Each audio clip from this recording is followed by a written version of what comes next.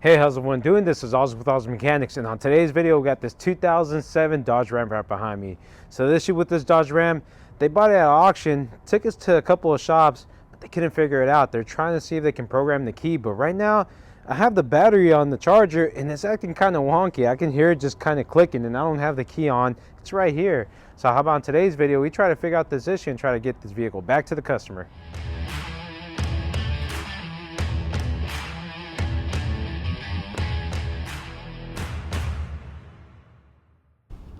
All right, before we go inside, this is one of the things that they put on here, bad Obd2 port. Now let's go inside and I'm going to show you exactly what's going on. The key's not in, but check this out right here. Instrument cluster's turning on because as soon as the car came in, the battery was pretty much dead. The key is right here in my hand and there's nothing in the actual ignition. So what I want to do first, get our scan tool, the IM508, and let's see if we can just pull this up. Let's see what kind of modules we're talking to. I just want to see what's going on. Once we put the key on, it does kind of stay on, but I'm still hearing, a little clicking. As you can see, it's kind of acting up right there. Let's see what we can pull. Why is it not showing the other ones on here? You can see that there's no radio there. All right, we only have 1, 2, 3, 4 modules. That's kind of crazy. So yeah, right now we only have these right here. So let's go look at our wiring diagram, see what we find out. All right, so we're on Pro Demand right here. Let's go to our wiring diagram and remember which one of our modules we're talking. As you can see right here, we have our engine control module, transmission control module, anti-lock brake, our TIPM, and that's going to be our central gateway. And you're probably asking, why do you have a powertrain control module and engine control module? Well, it basically says it in the name. Engine control module is only going to be housing the engine side. A powertrain control module is basically going to be the powertrain, so you're going to have the engine and transmission. But as you can see right here, we can see that this is for gas engines, and on the diesel, they are an ECM. So ECM, you're going to have your engine control module and your transmission control module. So they're going to be standalone modules. If this was on the gas, this transmission control module wouldn't be there. It would be in this module itself. But we're dealing with diesel, so we're going to be looking at this. Now, these are the modules that are talking right here. And these on this side, they're not. So we can see that right here we have, let's look at that, AC control, the radio, occupancy, Sentry key remote. These are all important modules right here. The cluster as well. What is causing this to not talk? There could be an explanation. These are all connected together right here, as you can see. So what can happen, we can have maybe something shorted right here. These wires could be shorted to ground or power.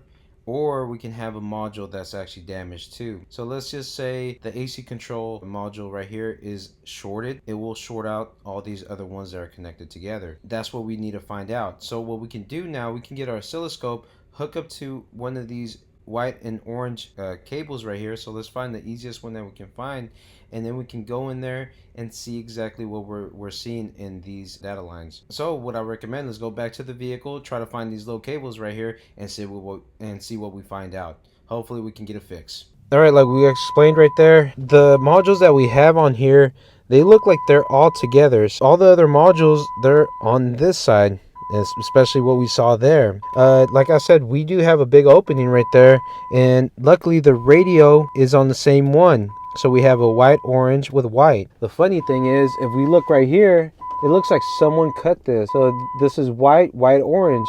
So what we can do, we can actually get an oscilloscope and read right here, see what kind of CAN information we have. But remember, we're not gonna get anything here because it's not connected. If this is cut, we're right here. I don't know. Let's just open this up. Let's see what we get, because this is the CAN communication line. Where is it going to?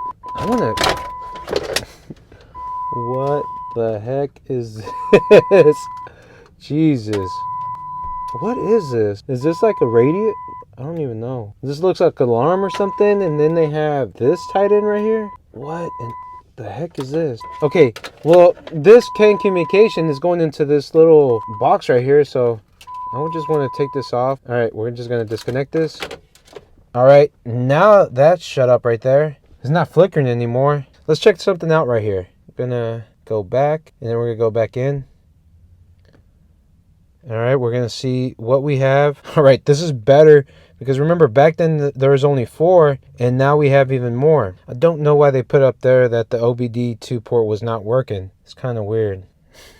Why did they do this? This is communication wires. Let's see what's going on, because right now our anti-theft light is kind of blinking. But if I'm not mistaken, they did tell me that they did get a brand new key. And this is why I pulled out the IM508, because I wanted to program a key. I'm going to look at the codes, and then after that, we might just clear them. And then I'm going to see if I can just put this key in there, add it to the system, because I got to verify how many keys are actually on there. What I'm going to do, and we're going to go ahead and we're going to put our oscilloscope on this so you can see what happens to our CAN communication whenever we hook this up again. But you're going to see right here, once we connect this, it should probably drop it or go all the way up, and that should be dropping our communication lines.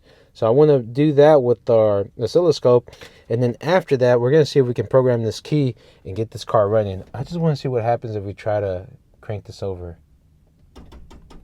Okay, the battery was pretty dead. As you can see, it's like it tried, but I didn't get it. Well, regardless, I want to see what kind of codes we have. CAN bus communication, invalid key. Yeah, because they did tell me that they try to program this key right here, but it wouldn't program, because if we look here, entry key remote entry module on steering column, that's on this side. So you're not going to be able to program anything because this was hooked up, and we're going to get this running. This is pretty awesome.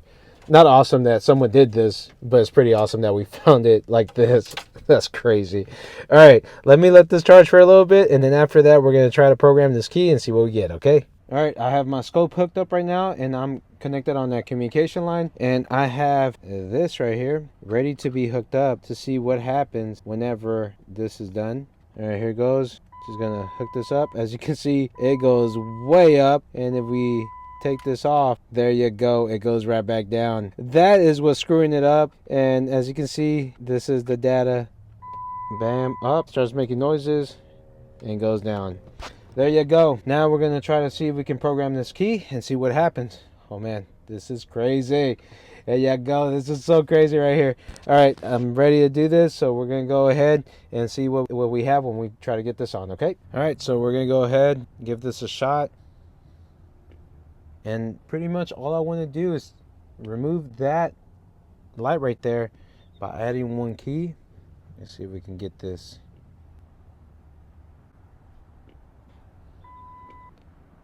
All right, so this is the unprogrammed key right here. So do we want to continue? Yes. All right, there you go. Current numbers of keys 3. Learning successful. Do you want to learn another key? No, we don't. Awesome. I like this. We can turn it off, and right here, we don't have no more red blinking light. What I want to do, I just want to wait a little bit longer. I'm going to let this charge for about an hour, and then I'm going to go ahead and try to turn it on. But this is pretty awesome. Before we end this video, I'm not going to do my ending. I want to make sure that this turns on and that we have everything going. Let's just wait a little bit longer, and then we're going to get this checked out so we can see how it looks. All right, here we go. I've been waiting. I waited about 30 minutes now. I actually put 2 chargers out there. So I got one charger on one battery, the other charger on another battery.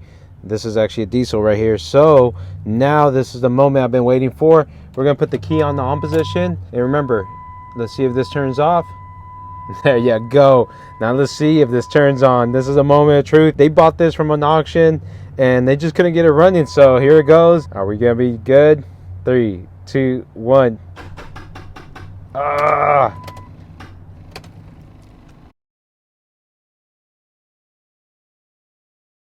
I want to see if this starts. Now let's try to see if this turns on. Oh, there you go. This is it, man. That's what you call, man. This is awesome right here. This is what wakes me up every day, man, because I get these little, vehicles right here that have CAN communication that's connected into what was it, alarm right there. I like these issues, man. I like these problems right here. I like figuring them out. And this is awesome right here. This is a vehicle that would not turn. Look at that. Let's rev it up. This baby sounds good now. So there you go. Well, we found out right here that we had shorted communication into an alarm. And then after that, remember, they couldn't get it programmed because, well, the communication was shorted, so we couldn't get into the actual module right here. After that, we programmed the key with the IM508, and then after that, we're gonna let these batteries charge a little bit longer, and that's it. So there you go. If you do like this video, please put a big thumbs up, and don't forget to hit that little notification bell to get our brand new videos coming out from Oz Mechanics.